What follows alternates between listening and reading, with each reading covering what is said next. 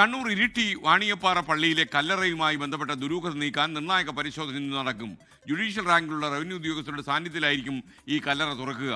കല്ലറയിൽ പായയിൽ പൊതിഞ്ഞ നിലയിൽ ഒരു മൃതദേഹം കണ്ടുവന്ന പള്ളി അധികൃതരുടെ പരാതിയിലാണ് അന്വേഷണം നടക്കുക. പ്രദീപ് നാരായണൻ ഇരിട്ടിയിൽ നിന്ന് തത്സമയം ചേരുന്നു. Pradeep, good morning.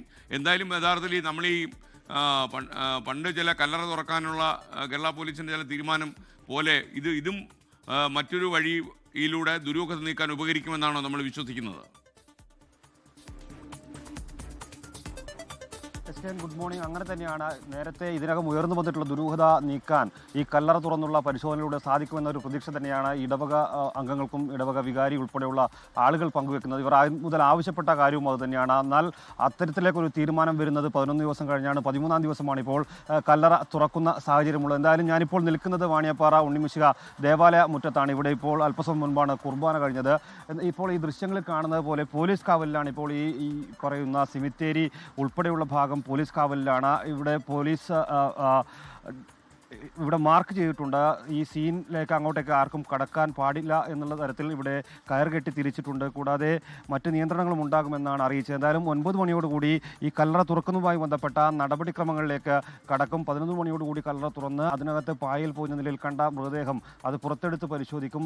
നമുക്കറിയാം 2006-ലും 2015-ലുമാണ് ഈ 38-ാം നമ്പർ കല്ലറയിൽ ഇതിനു മുമ്പ് സംസ്കാര ചടങ്ങ് മൃതദേഹം അടക്കം ചെയ്തത്. അപ്പോൾ ഈ 13-ാം തീയതി കല്ലറ തുറന്നപ്പോൾ 2 മൃതദേഹങ്ങളുണ്ട് എന്ന സംശയം വരുന്നപ്പോൾ മൂന്നാമതൊരു മൃതദേഹം കൂടി ഇതിനകത്തുണ്ടോ എന്ന ഒരു സംശയമാണ്. അതാണ് ദൂരീകരിക്കേണ്ടത്. ഇന്നിപ്പോൾ ഈ കല്ലറ തുറന്നു കഴിയുമ്പോൾ അതിനകത്ത് ശവപ്പെട്ടിയും ഒപ്പം ഒരു പായിൽ പോഞ്ഞ മൃതദേഹവും കാണും.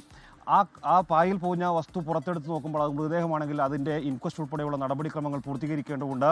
അങ്ങനെയാണെങ്കിൽ അത് ആരുടെ മൃതദേഹമാണെന്ന് തിരിച്ചറിയാൻ DNA പരിശോധന ഉൾപ്പെടെ നടത്തേണ്ടതുണ്ട്. അതിൻ്റെയുള്ള നിയമ നടപടികൾ ഉൾപ്പെടെ പൂർത്തീകരിച്ച് മാത്രമേ ഇന്നിവിടം വിട്ടുപോകാൻ പോലീസിനും സാധിക്കുകയുള്ളൂ. എന്തായാലും പോലീസ് ആദ്യം മുതൽ സ്വീകരിച്ചൊരു നിസ്സംഗമായ സമീപനത്തിനൊരു മാറ്റം വന്നിട്ടുണ്ട്. അവർ കൃത്യമായി പോസിറ്റീവായ ഒരു സമീപനം ഇപ്പോൾ ഈ ഇടവക ഉന്നയിച്ച ആവശ്യത്തോട് കാണിക്കുന്നെന്നാണ് എടുത്തു പറയേണ്ടത്. SK.